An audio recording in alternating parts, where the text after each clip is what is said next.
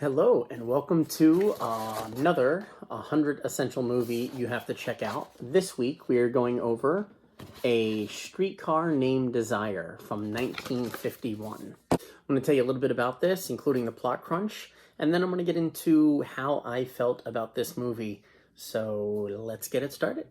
A Streetcar Named Desire is a 1951 American drama adapted from the Tennessee Williams play by the same name, A Streetcar Named Desire.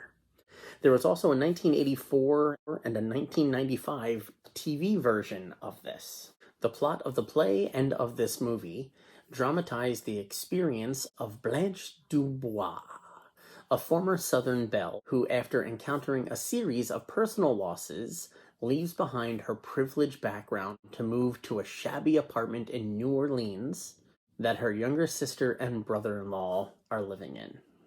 Now that is the short version of it. The way this actually plays out is that Blanche shows up in New Orleans to visit her sister Stella and her husband Stanley earlier than she was supposed to.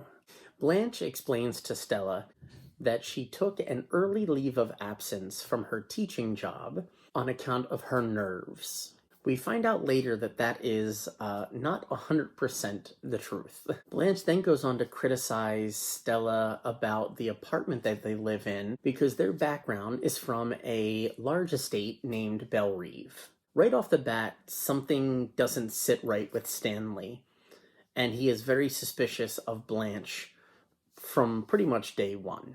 As Blanche is staying with Stella and Stanley, weeks turn into months, and the unrest between Blanche and Stanley grows and grows and grows. It is a very hostile living environment that unfortunately does not get any better as the movie goes on. At one point after a poker game, Blanche is flirting with one of Stanley's friends named Mitch, and the two take a very strong liking to each other. Stanley, still not trusting Blanche, decides to dig into her background a little bit more, finds out some not too savory bits of information. Being Mitch's best friend, he tells him what he's found out, which include things like Blanche being fired from her job because of a relationship with a 17-year-old student. Also, her time at the Flamingo Hotel, where she spent a significant amount of time with strangers. And I am repeating it to you as it is said in the movie, where everything is very strongly implied, but not much is flat out said. And it's for these reasons that I'm not sure how I feel about this movie. The three main characters are Stella, Stanley, and Blanche. And of these three characters, it's hard to find a good emotion to attach to any of them.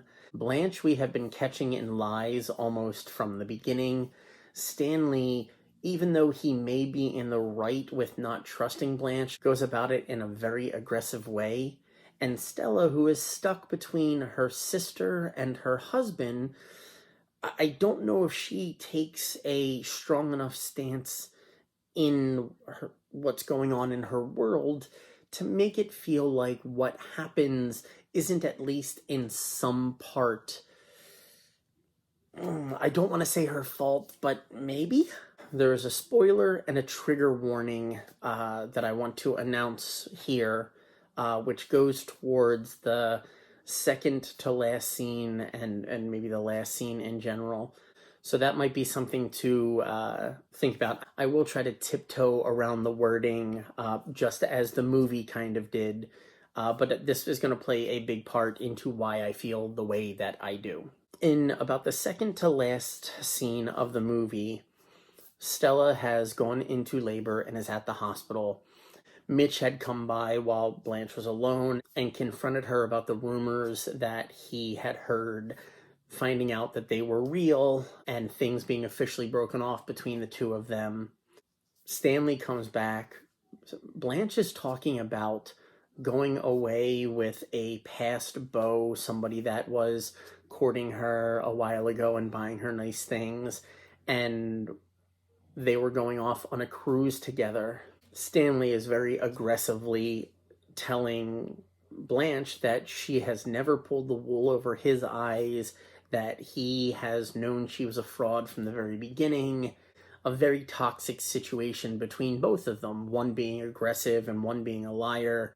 Blanche smashes a wine bottle on a dresser and is armed with a broken wine bottle when Stanley grabs her wrists, and the scene ends with a mirror being broken as they are fighting to possibly disarm Blanche or whatever the scenario is. There is nothing officially stated or nothing in that scene that solidifies what is hinted at in the next scene.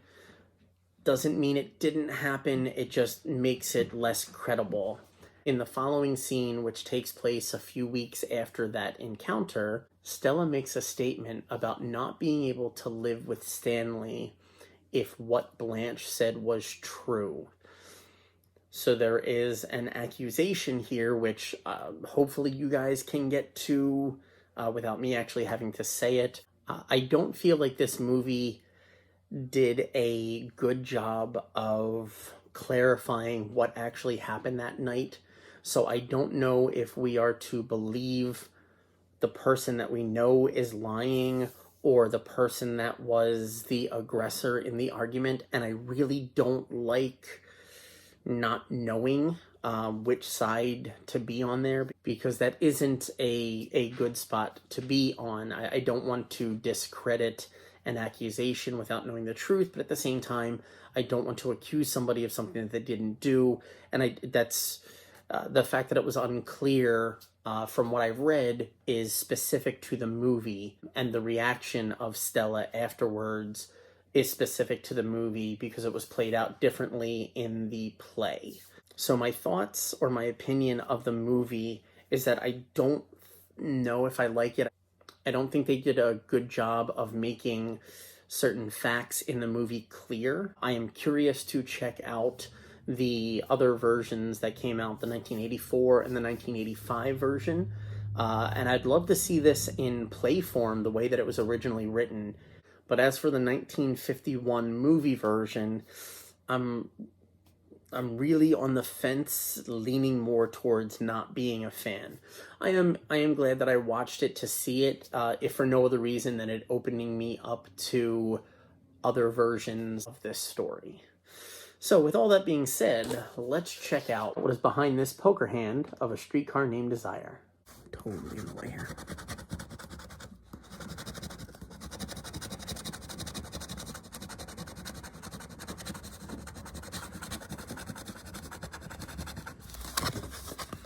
And I guess it's kind of a gimme that it's going to be the streetcar.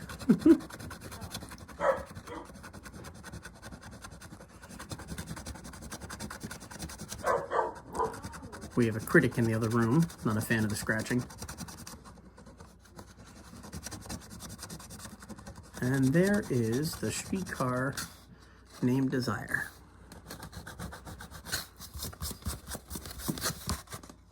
So that is the scratching off of A Streetcar Named Desire. Next week, we're going to be doing 1952's Singing in the Rain. Nice little musical interlude in the movie there for you.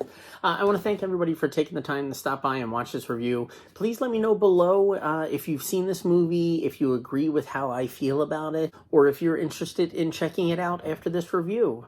A very big special thank you to my Patreon subscribers, whose names are going to pop up in just a minute, who also got first dibs on the information of our new pins coming in. From the Creeping It Real line, we have the Invisible Duck.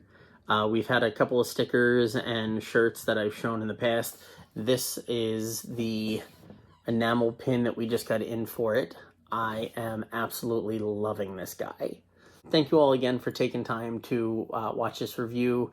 I love you all, and until next time, see you next Tuesday. Later days.